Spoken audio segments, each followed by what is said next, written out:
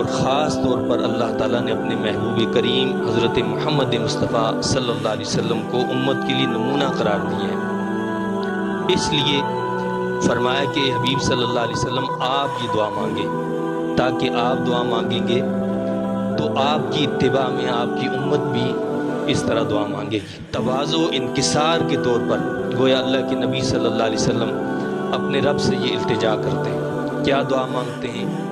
کیا فرمایا؟ آپ دعا مانگیے میرے پروردگار، اگر تو ضرور مجھے دکھانا چاہتا ہے وہ عذاب جس کا ان سے وعدہ کیا گیا ہے، یعنی جو عذاب ان کفار کو ملنے والا ہے اور جس کا تو نے وعدہ کیا کہ ان کو یہ عذاب دیا جائے گا، تو اگر تو مجھے وہ دکھانا چاہتا ہے، میرے سامنے اسی دنیا میں اگر وہ عذاب تو دینا چاہتا ہے، تو میرے رب از راہ عنایت مجھے ان ظالموں کے ساتھ نہ کرنا۔ تو کیا دعا مانگنی ہے کہ مولا ہمیں ظالموں کے ساتھ نہ کرنا، ہمیں ان سے بچا کر رکھنا، ہمیں ان سے علادہ رکھنا۔